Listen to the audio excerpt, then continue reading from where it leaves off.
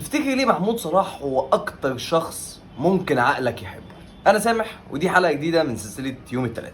اللي ما يعرفش محمود صلاح فهو اكيد عارف النظره دي، بس اللي ممكن تكون ما تعرفوش ان في ناس كتير ممكن تكون بتصدق محمود صلاح، ومش عشان الناس دي اغبياء، لان عقلنا بيحب الكلام اللي بيقوله محمود صلاح. ازاي؟ اولا المخ بيحب الحكايه السهله. العقل البشري بطبيعته بيكره فكره الفراغ او الاجابات الواسعه اللي ملهاش نهايه محدده، ودي الحاجه اللي بيسموها need for cognitive closure. يعني بكل بساطه انا مش عايز افكر كتير، اديني الخلاصه، اديني الزتونه، الدنيا مؤامره ولا مش مؤامره؟ ايلون ماسك بشري ولا عصير قصب؟ نظريه المؤامره او كلام محمود صلاح بشكل عام هو بيحسس الناس انهم فاهمين الدنيا اكتر من غيرهم، which is بيدي لعقلك الامان ان هو مسيطر وفاهم الوضع حتى لو كانت المعلومات دي غلط.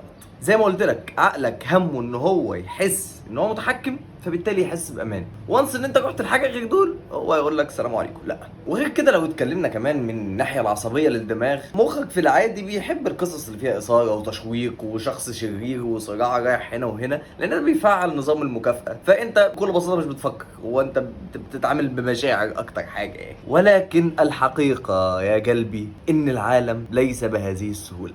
العالم ما فيهوش الاجابات الواضحه، ما فيهوش الاجابات المقفوله بتاعته هو الانسان مخير ولا مسير. العالم ببساطه شديده هو اعقد من كده بكتير. كل حاجه بتحتاج بحث وتفكير، واجابه انت ممكن توصل لها النهارده بكره توصل لاجابه عكسها. دايره مش بتنتهي. وحتى الحدث الواحد اللي انت بتشوفه هو ليه اكتر من تفسير واكتر داير واكتر من طريقه تفكير، ما فيهوش اجابه واحده. عقلك عشان يقدر يتعامل مع العالم ده فبيحاول ان هو يريح نفسه او يحس بامان في بيئه مليانه بالخطر والاجابات المتعدده والتفاصيل الكتير، فبيحاول ان هو يقفل وياخد الاجابات البسيطه. عشان كده مخك بيختار محمود صلاح اللي بيقوله مش منطقي بس مريح، مش دقيق بس بسيط، مش علم لكنه شبه الحواديت البسيطة السهلة الساذجة اللي بنسمعها قبل ما ننام. بس خليك فاكر ان الحقيقة مش دايما بتكون مثيرة، ومش دايما بتكون قصة موضوحة المعالم، او في الاغلب اصلا مش بتكون كده، وان الاجابات السهلة على اي شيء هي ما هي الا خداع لعقلك.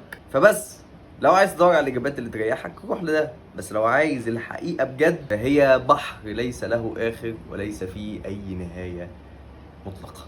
وبس كده، دي كانت حلقتنا من سلسلة يوم التلات. وليه التلات؟ عشان ملوش لازمة، زي سامح وزيك بالظبط. والله حلوة. يوم تلات انت.